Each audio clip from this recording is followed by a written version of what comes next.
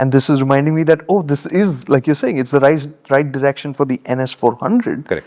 But it's also a much needed step for Pulsar itself. And it's still not quite there. And it is tricky, right? Because if I were to tell a good, decent engineer that's saying, make a bike that is 100% cruiser, it's not that complicated. 100% dirt bike, not complicated. 100% adventure tourer, not complicated. 100% sports bike, not complicated.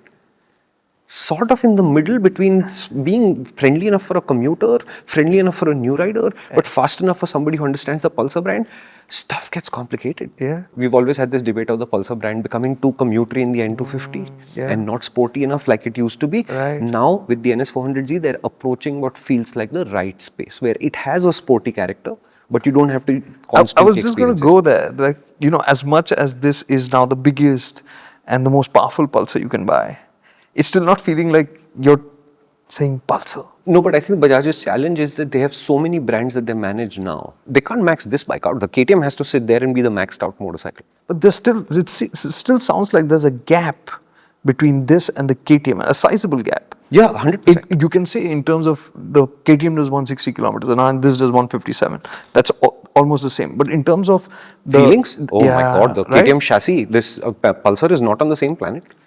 Like, cannot come close. Like, which is what, like, traditionally, the Pulsars, you never thought of them as chassis strong. You always thought of them as engine strong. Correct. That they had the raw performance. Handling wasn't their forte. They could do well enough. Yeah. But it was the engines that you always went like, whoa, man, the grunt from it. Or like, you know, just for rupee, the power that you get, the performance that you get was its calling card. Yeah. But this still doesn't feel like it's creating that same kind of mania Pulsar. No, so I'll be honest with you. Have I enjoyed riding the Pulsar NS400Z? Yes. Okay. Is it closer to what I was expecting the first bike to feel like in chassis and engine terms both? 100% yes. Therefore, is it much easier to recommend now than it used to be? Yes. But am I blown away by the experience where I think, oh, you bought a premium 400 and for such a great price, you're going to have an awesome time. It doesn't have that specialness to it. It's an effective motorcycle. It's also a cost-effective motorcycle. And what I'm hoping this time for Bajaj's sake is they put in the work. They haven't raised the money too much. But this bike is not selling well in the first place. What, 600-700 units a month is not a great number. Bajaj is hoping that these numbers would increase. At 600-700, this is basically doing 2x of what the Dominar does every month. Right. If Bajaj needs a win for their flagships, this motorcycle has to do something. Like, I'm going back to, like, I'm recalling, it's been a while since we spoke Pulsars, which is why it's coming back to me in flashes, that we were talking about where's the Pulsar brand headed, right? Correct. And this is reminding me that, oh, this is, like you're saying, it's the right direction for the NS400. Correct. But it's also a much needed step for Pulsar itself. And it's still not quite there. And it is tricky, right? Because if I were to tell a good, decent engineer that's saying, make a bike that is 100% cruiser, it's not that complicated. 100% dirt bike, not complicated. 100% adventure tourer, not complicated. 100% sports bike, not complicated. Sort of in the middle between being friendly enough for a commuter, friendly enough for a new rider, but fast enough for somebody who understands the Pulsar brand, stuff gets complicated. Yeah. And it's these middle bikes that are always in these weird spaces. If you think about motorcycle history, all the motorcycles that became memorable only did one thing well. And we riders as a community, historically and present, we accept the fact that because a bike does one thing well, it will do 10 things badly. It's a balance that I am happy to live with, and we'll all choose a different balance. Right? It's that weird middle order motorcycle that always falls into the hole, as it were. Like, think about the CB350 Highness. Why do we hate it so much?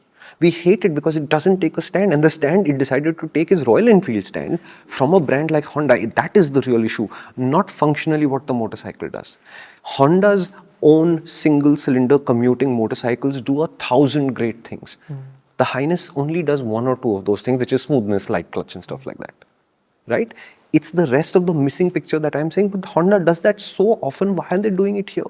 It's always the middle motorcycles that you want to be cautious about. And that's what I'm saying. If it was one of the mid-range Pulsars that was doing this, you'd be like, yeah, okay, fine, I get it. You know, like, let's say the Pulsar 200, if it still exists, or whatever. NS200 is there now? Yeah, it's still there. Okay. So if it were doing that, okay, fine. But now when you have the flagship, then you want, and even, let's say it's not going to sell as well as the NS200.